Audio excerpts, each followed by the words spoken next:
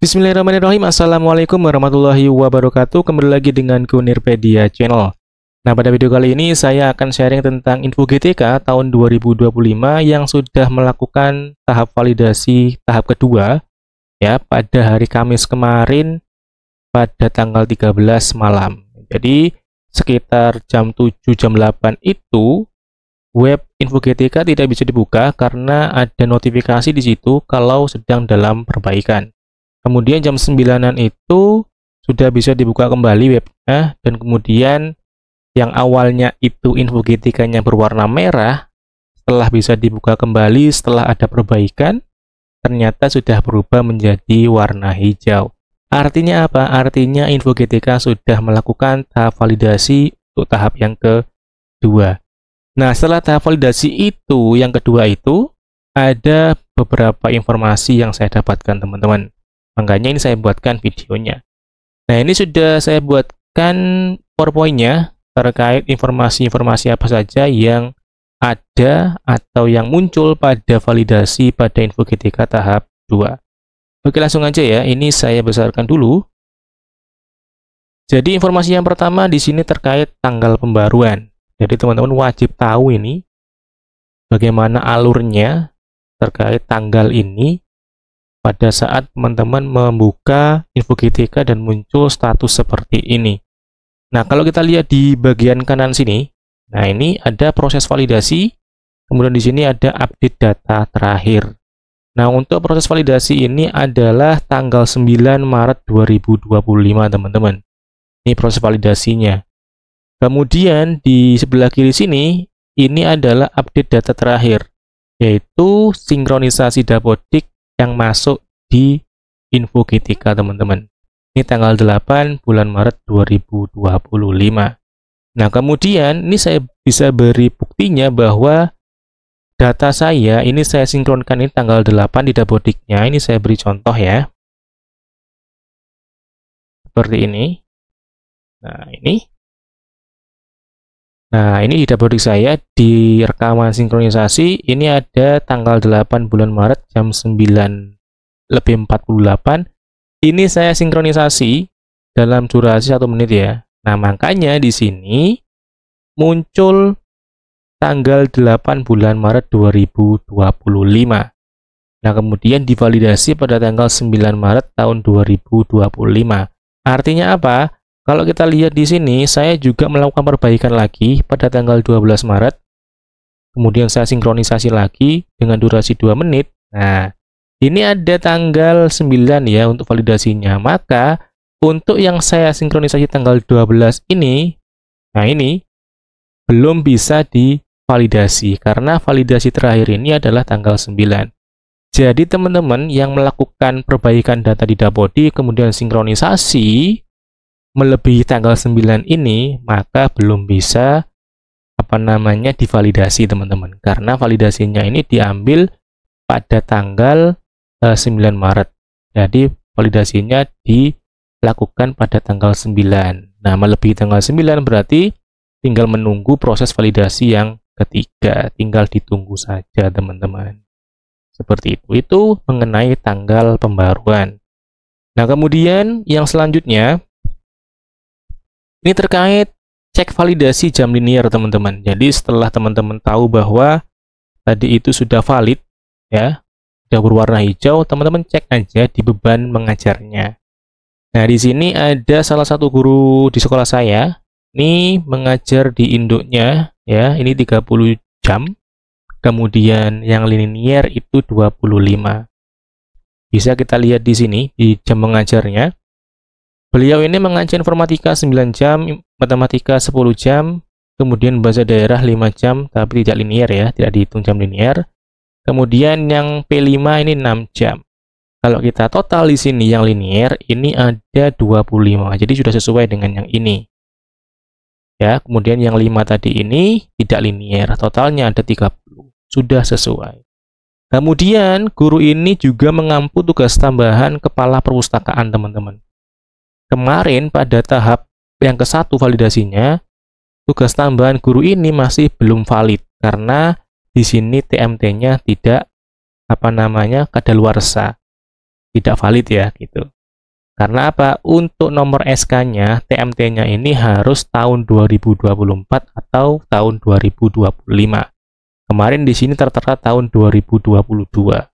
Seperti itu. Jadi untuk SK penugasan ini, untuk tugas tambahan ini harus diperbarui setiap 1 tahun sekali. Seperti itu teman-teman.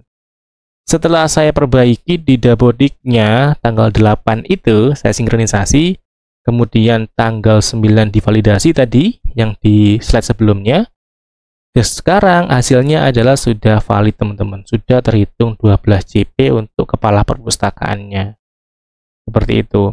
Kemudian di sini kita lihat di jam mengajar yang totalnya ada yang linear 25 sesuai dengan ini. Kemudian tugas tambahannya 12 dari kepala perpustakaan. Kemudian kita total ada 37 teman-teman. Nah, kemudian di sini ada yang perlu teman-teman perhatikan. Nah, di sini ada koordinator P5, teman-teman. Di sini linear 6 CP, artinya ini mengampu 3 rombel. Nah, pada video saya sebelumnya itu saya sampaikan bahwa koordinator P5 itu masuk di TTLE. Nih, TTLE ya. Dan saya bahas di situ bahwa kalau TTLE, kalau guru tersebut sudah mengampu TTU, atau tugas tambahan utama, ini kasusnya adalah kepala perpus, seharusnya P5 tidak dapat dihitung jamnya. Ya, karena TTU dan TTLE ini tidak bisa dikombinasikan jamnya. Akan tetapi di sini masih bisa terbaca, teman-teman. Nah, jadi untuk semester ini P5 ini masuk dalam jam mengajar masih ya, teman-teman, bukan masuk dalam TTLE. Itu informasi pentingnya ya. Jadi P5 ini masih masuk dalam jam mengajar JJM, jumlah jam mengajar, tapi untuk semester ini saja. Untuk semester depan, tahun ajaran 2025-2026, P5 sudah masuk dalam TTLE. Sehingga kalau teman-teman di Info G3-nya atau Dapodiknya itu mengampu tugas tambahan utama, ditambah P5, otomatis P5-nya tidak akan terhitung. Seperti itu. Dan guru ini juga mengampu wali kelas, teman-teman. Ya, wali kelas. Tapi wali kelas di sini kan 2 JP, tapi di sini tidak terbaca jam linearnya. Seharusnya kalau terbaca di sini ada 39. Kenapa kok tidak terbaca wali kelas? Wali kelas ini masuk dalam TTLE, tugas tambahan lain yang ekuivalen. Ya. Wali kelas masuk TTLE, sehingga tidak dihitung karena guru ini mengampu TTU, yaitu kepala perpustakaan. Jadi yang dihitung di sini adalah kepala perpustakaannya 12 CP, ditambah dengan JJM linearnya termasuk dalam P5-nya. Totalnya ada 37, seperti itu teman-teman. Itu informasi yang kedua. Untuk informasi yang ketiga teman-teman, seperti yang saya singgung barusan ini, koordinator P5 ini masih masuk dalam pembelajaran atau JJM. Tapi untuk tahun 2025-2026 masuk dalam TTLE. Sehingga seperti yang saya jelaskan barusan ini bahwa kalau sudah mengampu tugas tambahan utama ditambahkan P5 maka P5-nya tidak dapat dihitung. Ya. Nah, di sini sudah ada keterangan sebenarnya terkait P5 ini, ada warning warna merah. Mulai tahun 2025-2026, P5 masuk sebagai tugas tambahan lain ekuivalensi atau TTLE. Ini berdasarkan Permendikbud nomor 25 tahun 2024, teman-teman. Seperti itu ya. Nah, penjelasan ini terkait P5 yang masuk dalam TTLE ini sesuai dengan penjelasan di video saya sebelumnya di sini, teman-teman. Sudah sesuai dengan penjelasan saya di video ini. Info terbaru 15 tugas tambahan. Jadi P5 masuk dalam TTLE. Seperti itu teman-teman. Di mana masih berlaku pada tahun 2025-2026 untuk yang P5. Tapi untuk yang lain-lain sudah berlaku pada semester ini teman-teman. Seperti itu. Nah, kemudian untuk Permendikbud nomor 25 tahun 2024 teman-teman bisa cek sendiri ya, nanti bisa di-download kemudian dibaca-baca, cari pada tugas tambahan lain. Nanti akan ada koordinator P5. Seperti itu teman-teman. Untuk informasi yang keempat teman-teman, Jadi untuk jam wali kelas itu terhitung valid, teman-teman. Hal ini terbukti dari salah satu guru di sekolah saya yang mengampu wali kelas, jamnya terhitung untuk wali kelasnya. Kita lihat di sini, guru ini mengampu IPS ya, serdiknya IPS, kemudian mengampu 6 rombel, satu rombel kan 4 JP, 4 JP kali 6 itu 24, sudah linear. Nah, kemudian guru ini tidak mengampu tugas tambahan apapun ya, tidak mengampu tugas tambahan utama, hanya mengampu tugas tambahan wali kelas. Wali kelas ini masuk di TTLE, tugas tambahan lain yang ekuivalen. Nah, seharusnya kalau memang ini wali kelas yang tidak terhitung, seharusnya totalnya di sini adalah 24. Nah, wali kelas ini ternyata terhitung, sehingga 24 ditambah 2 adalah 26. Meskipun di sini untuk wali kelas ini kan memang tidak tercatat ya di sini untuk yang wali kelas, karena langsung masuk di dalam pembelajaran. Seperti itu, teman-teman. Jadi wali kelas terhitung valid. Itu informasi yang keempat, teman-teman.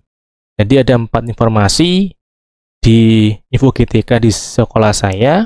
Ini terkait validasi tahap yang kedua. Nah, kemudian ada beberapa catatan, teman-teman, ya. Catatan dari hasil sharing saya dengan teman-teman operator yang lain di daerah saya, sehingga ada catatan seperti ini, teman-teman. Ini hanya sharing ya, teman-teman.